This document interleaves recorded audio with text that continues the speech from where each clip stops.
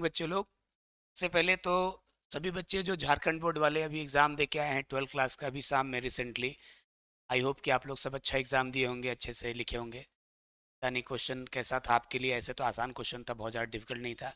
I hope आप लोग का अच्छा एग्ज़ाम गया होगा।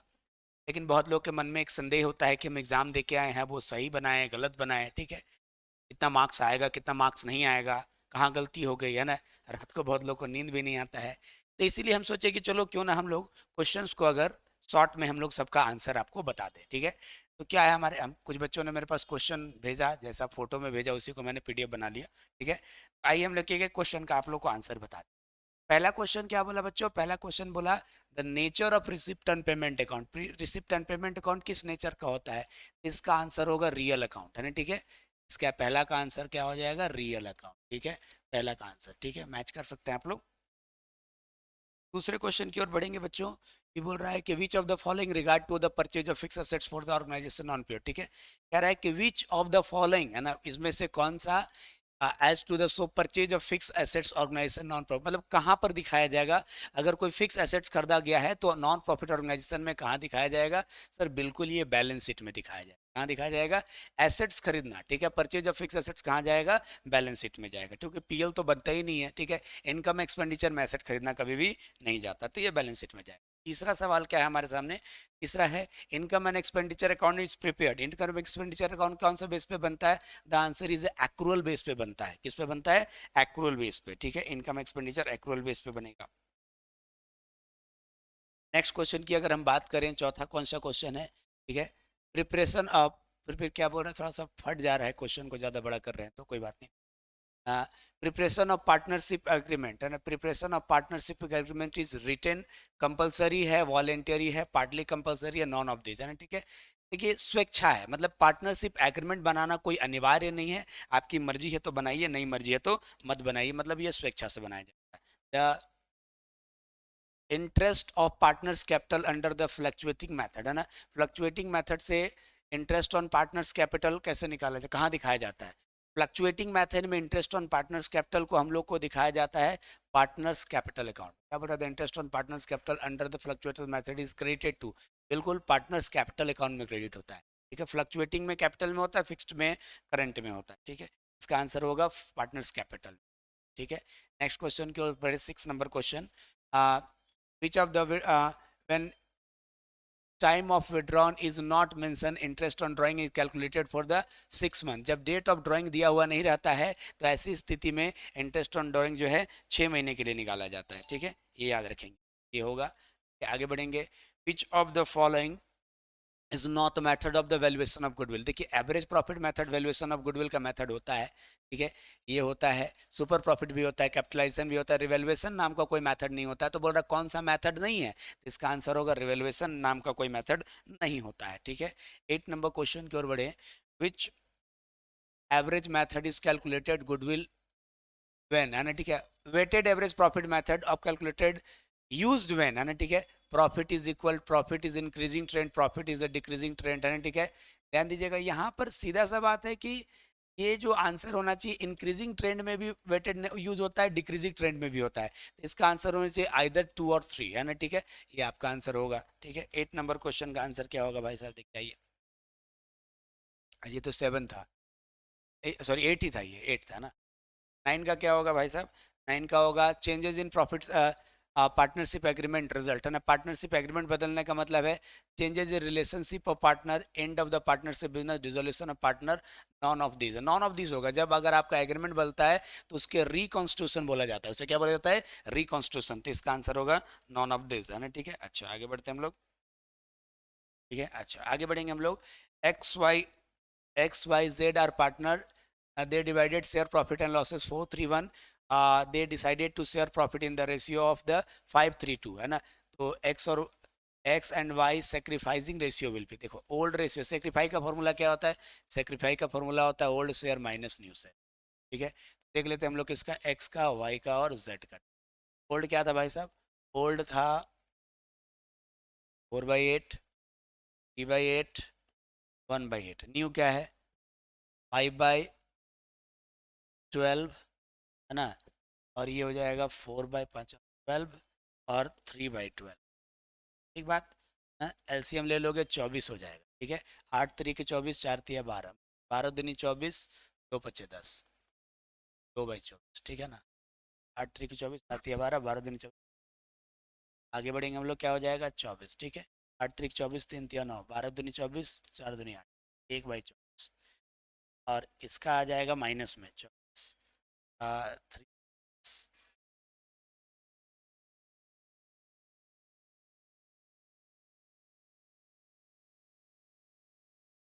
6 है ना, -3/24। इस प्रकार से अगर आप देखेंगे बच्चों, तो इन्होंने और इन्होंने सेक्रीफाई किया, किसने किसने, एक्स और वाई ने सेक्रीफाई किया, कैसे, 2:1 में, और जेड का माइनस में आ रहा है, इसका मतलब इन्होंने गेन किया, ठीक है। तो यहाँ पूछा है कि एक्स और वाई ने कौन से रेशियो में सेक्रीफाई किया, तो आंसर होगा एक्स और वाई ने यहाँ पर सेक्रीफाई किया 2:1 के रेशियो में, यानी आंसर होगा पहला वाला, ठीक है। यानी 10 का आंसर हो गया 1, ठीक। अब देखिए अपना रिजल्ट यहीं से तय कर सकते हैं, 40 में कितना नंबर आएगा आपको तुरंत पता चल जाएगा।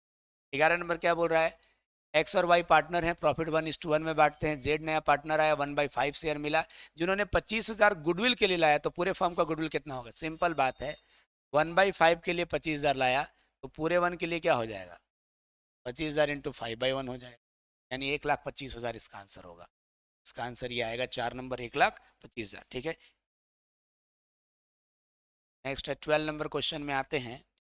कहता है कि in the incoming partner bring amount of goodwill in cash, आने वाले पार्टनर ने गुडविल का पैसा कैश में लाया, also balance exist the goodwill, है ना, और पहले से भी ऑल्सो अ बैलेंस एग्जिस्ट, देखिए पहले तो नया पार्टनर गुडविल का पैसा कैश में लाया, और पहले से भी फर्म के बुक में गुडविल है, ठीक है। तो गुडविल अकाउंट रिटर्न ऑफ कौन से रेशियो में रिटर्न होगा, तो रिटर्न ऑफ हमेशा ओल्ड प्रॉफिट शेयरिंग रेशियो में होता है, तो इसका आंसर होगा 12 का 1, ठीक है, B2 old profit sharing ratio, ठीक है। अच्छा 14 नंबर में हम लोग आते हैं।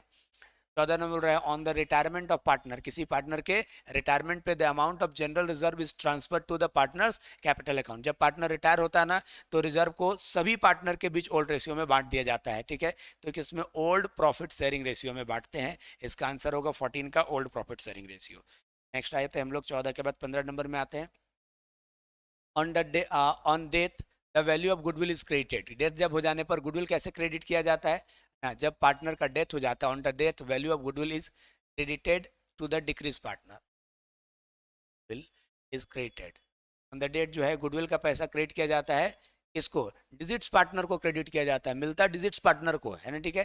तो ये डिजिट्स पार्टनर हो जाएगा, है ना, मतलब मृत पार्टनर को कैपिटल अकाउंट, 15 का डिजिट्स पार्टनर हो, बहुत बढ़िया। 16 नंबर में हम लोग आते हैं, क्या बोल रहा है 16 नंबर में, the amount due to the decreases decrease partner is paid, है ना, ठीक है। अच्छा, the amount due on digits partner, जो पार्टनर का मृत्यु हो गया, उसके उसका पैसा किसको दिया जाता है, तो उसके एग्जीक्यूटर यानी उत्तराधिकारी को, निष्पादक बोलते हैं, ठीक है, उसको दिया जाता है, ठीक है। इसका अदर आंसर एग्जीक्यूटर होगा, ठीक है। The nominal capital known as, nominal nominal capital को क्या बोलते हैं, ठीक है। नॉमिनल कैपिटल का नाम होता है ऑथराइज्ड कैपिटल या रजिस्टर्ड कैपिटल, बोल सकते हैं, दोनों एक ही है, ऑथराइज और रजिस्टर्ड दोनों एक ही होता है, तो इसका आंसर होना चाहिए ए एंड बी, यानी ठीक है। 17 का आंसर होगा 3 नंबर, 1 और 2 दोनों होगा, ठीक है। नेक्स्ट क्वेश्चन की ओर बढ़ेंगे हम लोग, 18 का, the equity share of ₹10 is issued at 12 is called, है ना, इशूड एट प्रीमियम, 10 का शेयर अगर 12 में इशू हुआ, तो हम लोग कहेंगे कि 2 रुपया प्रीमियम पर ये इशू किया गया, वेरी सिंपल क्वेश्चन, ठीक है। Dividend are usually paid, dividend कब दिया जाता है, ऑथराइज पे दिया जाता है, इशूड पे दिया जाता है, कॉल्ड अप पे दिया जाता है, कि पेड अप पे दिया जाता है, देखिए पेड अप वैल्यू पे दिया जाता है, डिविडेंड जो है हमेशा पेड अप वैल्यू पे दिया जाता है, आंसर पेड अप होना चाहिए, ठीक है। Total amount of liability side include, है ना, total amount of liability side include, liability side के टोटल में कौन वाला इंक्लूड होता है, देखो आप ऑथराइज को तो ये पेड अप वैल्यू का इंक्लूड होता है, क्योंकि बाकी तो डबल लाइन से क्लोज कर दिया जाता है, ठीक है। तो आंसर होगा paid up capital, 20 number question का आंसर, ठीक है। आइए आगे बढ़ेंगे हम लोग। शेयर कैन बी फॉरफिटेड, है ना, for the failure of attending failure of the repayment of loan which share is place to the security non payment of the call money, देखिए क्या बोल रहा है, बोल रहा है मीटिंग अटेंड नहीं करिएगा तो शेयर फॉरफिट होगा, ऐसा कुछ नहीं है, लोन नहीं पे कीजिएगा तो ये सब कुछ नहीं होगा, मतलब आप पेमेंट नहीं करिएगा तो होगा, तो इसका आंसर होगा for the non payment of the call, और अलॉटमेंट मनी भी हो सकता है, लेकिन यहाँ कॉल दिया तो कॉल को माना जा सकता है, ठीक है। अच्छा 22 नंबर क्वेश्चन में हम लोग आते हैं कि when share are forfeited the share capital account is to be debited by the कितना कॉल्ड अप अमाउंट से डेबिट किया जाता है। हम आपको पढ़ाया है ना, number of share forfeited into amount called up, तो कॉल्ड अप अमाउंट से शेयर कैपिटल को डेबिट करते हैं। ठीक है, नेक्स्ट क्वेश्चन आते हैं हम लोग 23 नंबर क्वेश्चन की ओर बढ़ेंगे हम लोग कि balance of forfeited account being reissued at transfer to the, देखिए अगर फॉरफिटेड अमाउंट का जो बैलेंस बचता है रीसू के बाद उसको कहाँ ट्रांसफर करते हैं, तो सर उसको कैपिटल रिजर्व में ट्रांसफर करते हैं। तो 23 का आंसर हो जाएगा क्या, कैपिटल रिजर्व। ठीक है, अच्छा 24 नंबर की ओर बढ़ते हैं। डिवेंचर इज, डिवेंचर क्या है, डिवेंचर जो है एक लोन सर्टिफिकेट है। ठीक है, loan certificate, debenture is a loan certificate. ठीक है, अच्छा नेक्स्ट क्वेश्चन की ओर बढ़ेंगे। The amount of debenture premium can be used, है ना, meeting the past losses, future losses, present इतना। ठीक है, मीटिंग द कैपिटल लॉसेस। देखिए सीख बात बोला कि प्रीमियम का उपयोग जो है ना कैपिटल नेचर के लॉस के लिए किया जाता है, रेवेन्यू नेचर के लॉस के लिए नहीं किया जाता है। ठीक है, सही आंसर है आपका कैपिटल लॉसेस को मिलने। फ्यूचर लॉसेस तो होगा नहीं, पास्ट लॉसेस होगा नहीं। ठीक है ठीक है ठीक है, फ्यूचर लॉसेस के लिए मीटिंग कैपिटल लॉसेस के लिए। अच्छा 26 नंबर क्वेश्चन में आओ, कह रहा है कि the debenture purchase in open market are not immediately cancelled these, है ना। ठीक है, ऐसा कुछ कह रहा है कि जो डिवेंचर खुले बाजार से खरीदा गया है not immediately cancelled these are, क्योंकि ये क्यों नहीं किया जा सकता कि करंट असेट्स है, करंट लायबिलिटी है, फिक्स क्या, खुले बाजार से क्रय किए गए इन पत्रों को तुरंत रद्द नहीं किया जा सकता जाए तो वे कहलाते हैं। ठीक है, अगर तुरंत उसको रद्द नहीं करेंगे तो उसको हम लोग क्या मान लेते हैं, देखो अगर हम लोग डिवेंचर खुले बाजार से खरीदे और तुरंत उसको कैंसिल नहीं करते हैं तो ये हमारा फिलहाल इन्वेस्टमेंट मान लिया जाता है। क्या मान लिया जाता है, इन्वेस्टमेंट मान लिया जाता है, जो कि बाद में ये हो जाता है। तो ठीक है, इसको इन्वेस्टमेंट होना चाहिए इसका आंसर 26 का। 27 का answer, which debenture are, which debenture are issued at a discount and redeemable at premium, जब अच्छा व्हेन डिवेंचर इशू हुआ डिस्काउंट पे, रिडीमेबल कैसे हुआ, प्रीमियम पे, the which is the following debited at the time of, ठीक है, तो उस समय होता है loss on issue of debenture. कौन डेबिटेड पूछ रहा है ना, तो डेबिटेड कौन होता है, which of the following account is debited, तो loss on issue of debenture नाम का अकाउंट डेबिट होता है। ठीक है, अच्छा उसके बाद क्या बोल रहा है, ठीक है, these assets of business can be classified as, है ना। ठीक है, देखिए the assets of the business classified fixed asset, non fixed assets, ठीक है, tangible intangible नॉन करेंट। और देखिए तो बैलेंस शीट में आप देखिए है ना, तो दो ही हेड होता है बैलेंस शीट में, एक करंट एसेट और एक नॉन करंट एसेट, तो ये आंसर सही होगा। ठीक है, ओके अच्छी बात है बच्चों। नेक्स्ट 8 के बाद आते हैं 29 में। ठीक है, अब कह रहा है 29 में the current assets include, current assets में क्या है, स्टॉक भी करंट एसेट है, डेटर भी है, कैश भी है, तो ये ऑल ऑफ दीज इसका आंसर हो जाएगा। ठीक है, okay next one, balance sheet of the company are now presented in, है ना। देखिए बैलेंस शीट कैसे प्रेजेंट किया जाता है, ठीक है, तो हॉरिजेंटल भी होता है वर्टिकल भी होता है, तो इसका आंसर होना चाहिए बोथ ऑफ दिस, है ना। ठीक है, हाँ दोनों ही आंसर हो सकता है। ठीक है, हॉरिजेंटल भी बैलेंस शीट होता है, वर्टिकल भी होता है।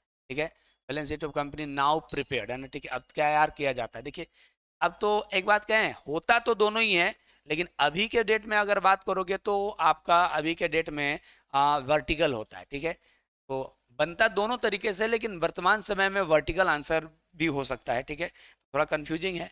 प्रेजेंट टाइम में कौन सा बनता है, तो वर्टिकल, प्रेजेंट में कौन सा बनता है, वर्टिकल, लेकिन होता दो तरह का, हॉरिजॉन्टल और वर्टिकल, वर्टिकल ही आंसर रखिए। ठीक है, ठीक है, debenture are shown in the balance sheet under which head, है ना। बैलेंस शीट के किस हेड में जाता है, तो सर बैलेंस शीट के सिक्योर्ड लोन के अंदर में, है ना, ये आपका चला जाता है। ठीक है, सही बात है ये। नेक्स्ट पॉइंट की ओर अगर हम बढ़ें, when financial statement, when financial statement of two or more organization are analyzed in the called, है ठीक है, जब दो या दो से अधिक साल के फाइनेंशियल स्टेटमेंट को एनालाइज करते हैं तो क्या बोलते हैं हम लोग, इंटरफॉर्मलाइटेड वर्टिकल एनालिसिस नॉन ऑफ, देखिए फाइनेंशियल स्टेटमेंट ऑफ टू और मोर ऑर्गेनाइजेशन, दो या दो से अधिक करेंगे ना, तो उसको हम लोग को बोलना चाहिए इंटर फॉर्म, है ना। और अगर एक ही फॉर्म का 2 साल का करते हैं तो उसको हम लोग इंट्रा बोलते हैं, इंटरनल, है ना, तो ये इंटर फॉर्म होगा इसका आंसर। ठीक है, अच्छा 33 नंबर का देख लेते हैं हम लोग क्या आंसर होना चाहिए, for which analyse the financial statement is not sufficient, है ना। ठीक है, अच्छा विच फॉर हुम in the analyse financial statement is not sufficient, है ठीक है। अच्छा देखिए फाइनेंशियल स्टेटमेंट का एनालिसिस इन्वेस्टर के लिए काम का भी है, सरकार का भी काम का है, असेंबल एम्बेसडर ऑफ इंडिया का भी काम पर है, एम्प्लॉय लोग को फाइनेंशियल स्टेटमेंट से क्या लेना देना। ठीक है, क्लियर है। तो ये मेरे हिसाब से ये किसका नहीं है पूछा ना। अच्छा, तो इसके लिए एम्बेसडर के लिए नहीं होगा। अरे एम्प्लॉय को भी जरूरी है भाई, एम्प्लॉय भी एनालाइज करेगा कि हमको सैलरी। तो यहाँ पर आंसर के अनुसार एम्बेसडर के लिए ये एनालाइज करने योग्य नहीं। एम्बेसडर को क्या करना है, भारत के राजनीति को इससे क्या मतलब है, ठीक है। अच्छा,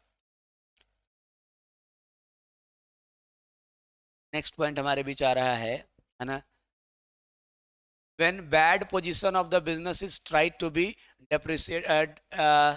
depreciated as good, it is known as a personal base, price base, Windows dressing, है ना। देखो कह रहा है कि खराब, देखिए यहाँ पर क्या बोल रहा है कि खराब स्थिति को अच्छा दिखाने का प्रयास को कहा जाता है, ठीक है।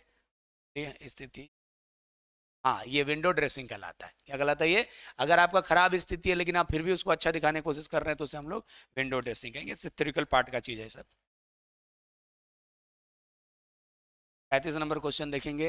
Which of the following asset is not taken into the consideration of the calculation of the acid test, है ना। एसिड टेस्ट रेशियो में किसको नहीं लिया जाता था सर? स्टॉक को नहीं लिया जाता है, क्योंकि acid test ratio liquid ratio का ही दूसरा नाम है। उसका होता है liquid asset by current liability, और लिक्विड एसेट में करंट एसेट में से स्टॉक को हटा दिया जाता है। तो ये यहाँ पर आंसर स्टॉक होना चाहिए, ठीक है। Next, profitability ratio is generally expressed in, है ना। प्रॉफिटेबिलिटी रेशियो किस में निकाला जाता है सर? सभी प्रॉफिटेबिलिटी रेशियो परसेंट में निकलता है, ग्रॉस प्रॉफिट रेशियो, ये सब चीजें, है ना, ठीक है। अच्छा, 37 नंबर में the sale 4,20,000, sale return 20,000, cost of good sold इतना, तो ग्रॉस प्रॉफिट रेशियो ये तो साफ दिख रहा है। 4,20,000 में से 4,20,000 माइनस करोगे तो रेवेन्यू फ्रॉम ऑपरेशन 4 लाख होगा, और कॉस्ट है आपका 3,20, 80,000 प्रॉफिट हुआ। तो ये 20% आंसर आएगा इसका, ठीक है। इसका आंसर कितना आएगा? 20%। 38 नंबर में what is the formula of working capital? Current assets minus current liability is the right formula, ठीक है। ये हो जाएगा। ये सब सब ट्यूशन में पढ़ाए हुए बच्चों।